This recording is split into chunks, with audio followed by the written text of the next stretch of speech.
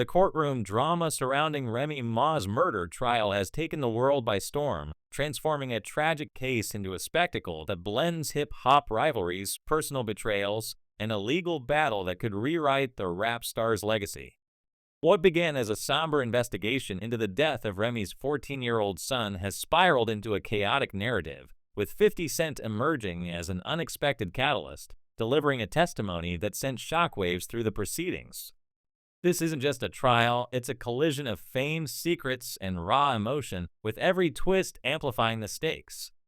The story has gripped the public, sparking debates about loyalty, justice, and the murky intersection of celebrity and crime.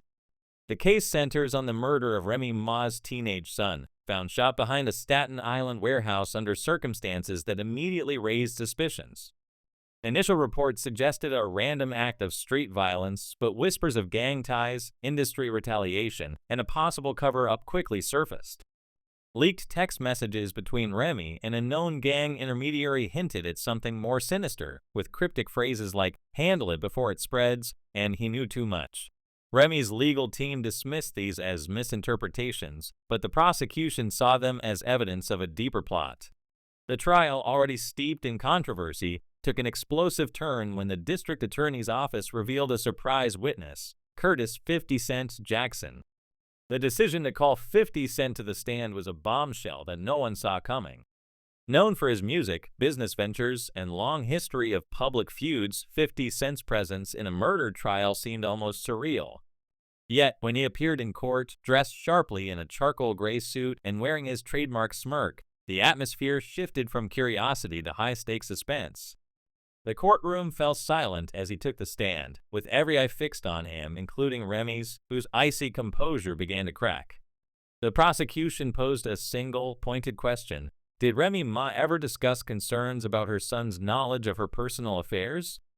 After a deliberate pause, 50 Cent leaned into the microphone and delivered two words that reverberated like a thunderclap. She did. Those two words were a wrecking ball to Remy's defense. Her legal team erupted in objections, arguing relevance and hearsay, but the damage was done. Remy, visibly shaken, whispered he's lying as her hands trembled. The courtroom descended into chaos, with reporters scrambling to capture the moment and social media igniting with reactions. The hashtag 50CentShedded trended globally within minutes as fans and critics alike dissected the implications. Remy and 50 Cent's history, marked by years of tension and rivalry in the rap world, added fuel to the fire. Some speculated that 50 Cent was settling an old score, while others believed he was simply telling the truth, consequences be damned. The prosecution's case gained momentum with 50 Cent's testimony, which suggested that Remy had confided in him about her son being a liability. This wasn't just a passing conversation, it hinted at premeditation, a motive that could tie Remy directly to the murder. Court documents obtained by sources close to the case revealed a text exchange where Remy allegedly wrote, "I gave him everything. If he talks, it's over for all of us." The phrase, "all of us," sparked wild speculation. Who else was involved? Was her husband, Papoose, part of the equation? Did this connect to broader industry rivalries? The internet exploded with theories ranging from gang involvement to a conspiracy orchestrated by a powerful music figure. As the trial progressed, more evidence piled up against Remy. Surveillance footage surfaced showing her SUV parked near the warehouse at 3 a.m. on the night of the murder, a detail her defense team had conveniently omitted from her alibi. Sources suggested the footage came from an unnamed whistleblower, possibly linked to 50 Cent's circle, though the details remain murky.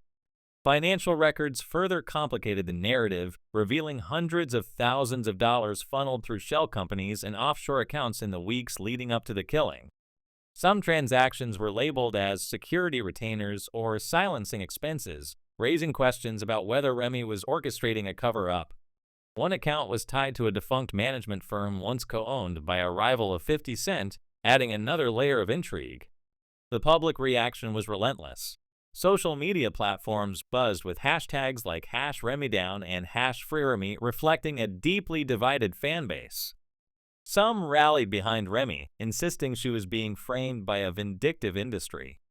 Others felt betrayed, unable to reconcile the rapper's fierce persona with the allegations against her. Celebrities weighed in, with Cardi B calling the situation shady and Fat Joe posting a cryptic prayer emoji. Even Wendy Williams emerged from obscurity to tweet, "Remy, girl, you in trouble."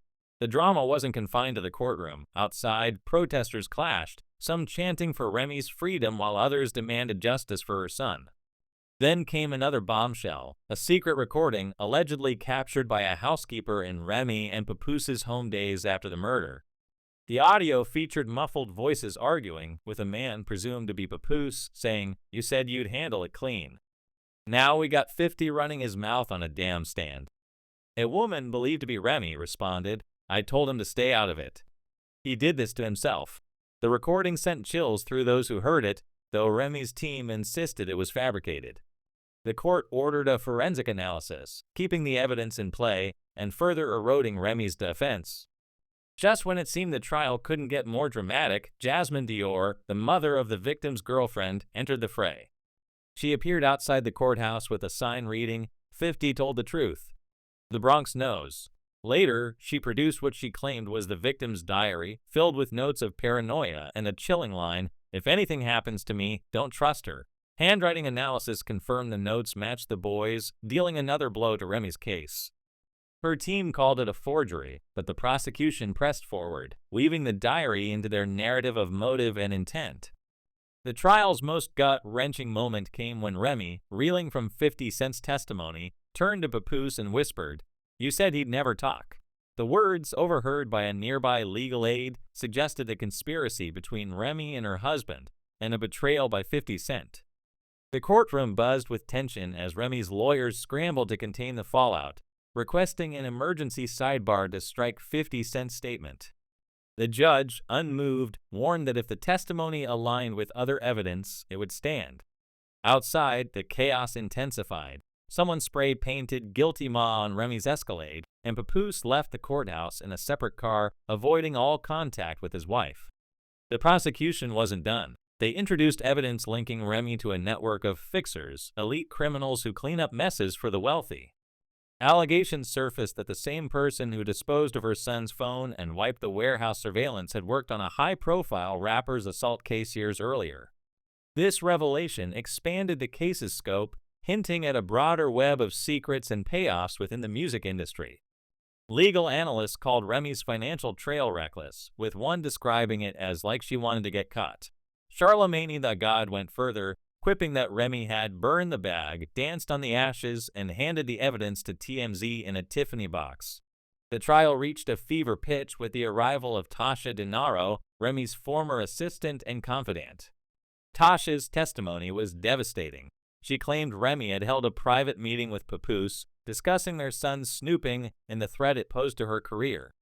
Tasha quoted Remy as saying, "If he keeps talking, I might lose everything," and noted that Papoose did nothing to intervene. Remy broke down in court, her tears captured in a leaked audio clip that went viral. The hashtag #RemyBreaks racked up millions of views as the public grappled with the image of a rap icon unraveling. Then came Papoose's testimony, a moment that redefined betrayal. Taking the stand without his wedding ring, he confirmed attending the meeting and Remy's concerns about their son. When asked why he was testifying, he delivered a line that echoed through the Bronx and beyond. "I loved her, but I'm not going to prison for her." The courtroom gasped, and Remy looked as though the ground had fallen out from under her. Papoose's words became an instant meme, a symbol of loyalty shattered under pressure. Speculation swirled that he might be offered immunity to testify further, possibly implicating Remy in a larger criminal network. The prosecution rested its case with a mountain of evidence: 50 Cent's testimony, incriminating texts, surveillance footage, financial records, a secret recording, a diary, and now statements from Tasha and Papoose. Remy's defense scrambled to salvage her image, calling character witnesses to paint her as a loving mother under pressure. But the jury had heard too much. Public sentiment was split, with some fans clinging to the hope that Remy was framed, while others called for her music to be pulled from streaming platforms.